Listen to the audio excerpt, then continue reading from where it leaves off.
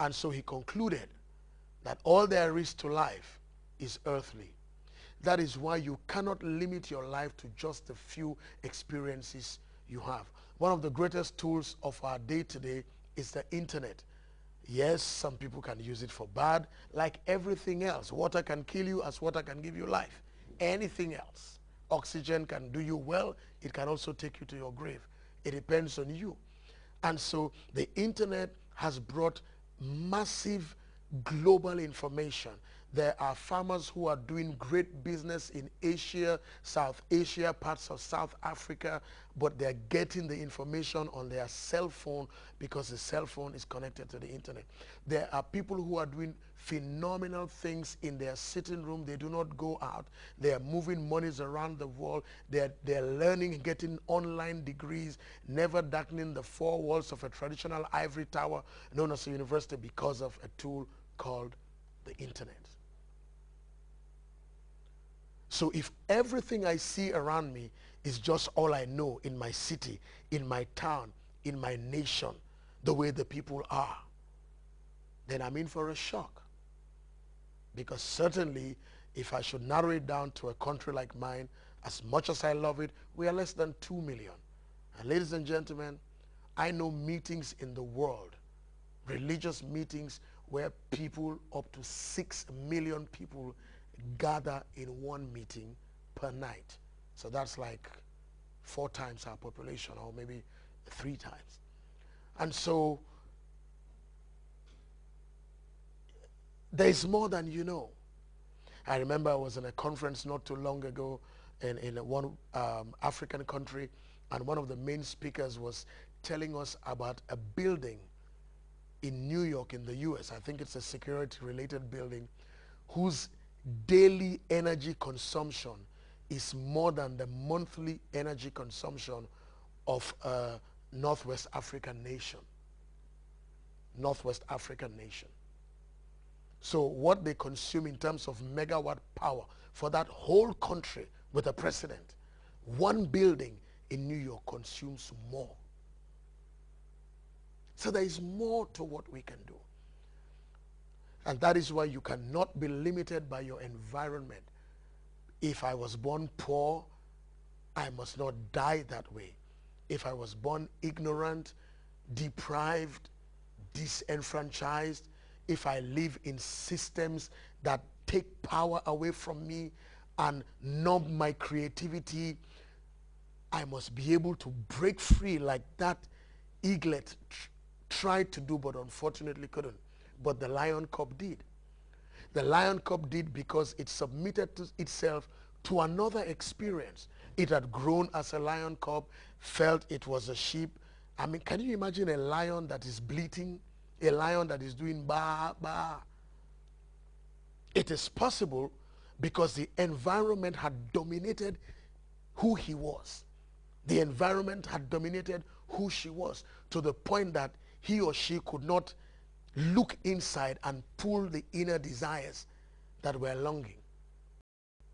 But the good thing about all of us is that God would always give us an opportunity, a chance, something that tells you that you can be like this.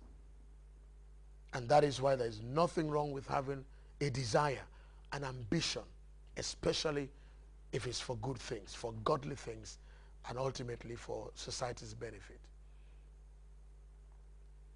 And so when this young lion heard this beast roaring and growling, and he tried, and what came from him was always what he heard. Isn't it interesting? He was a lion, but the surrounding created a sound in him that was not of his doing, but had been visited upon him externally because of his surrounding.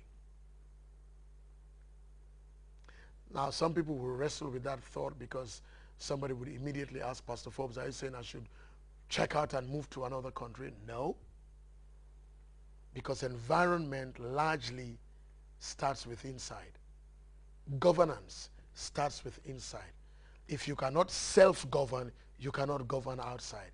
If you cannot control your thoughts, your mind, your emotion, and be disciplined to your passions and your desires, all the laws of the world make no difference. Because when God created us, remember, he created us in his will, in his image, sorry, and in his likeness. And that means that he gave us a free will, he gave us a guiding conscience, and he gave us the ability and the power of choice. So sometimes people say they were forced, but sometimes you did it yourself. You consented. Because what you don't agree to, you will make at least your thoughts known if you can't confront it to challenge it for a good cause.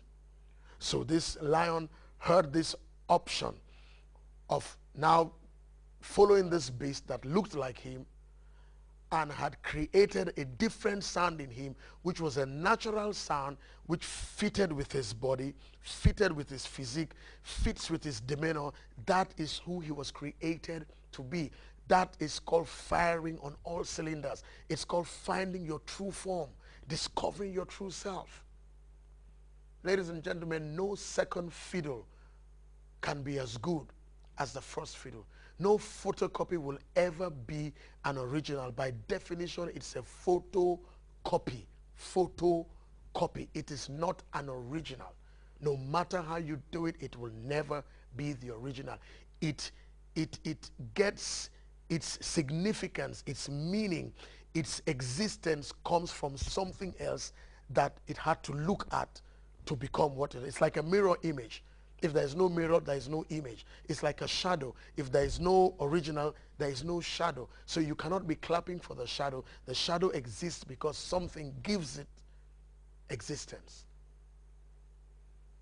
And so you cannot be yourself by being a copy. You cannot be yourself by being somebody else's definition of who you are.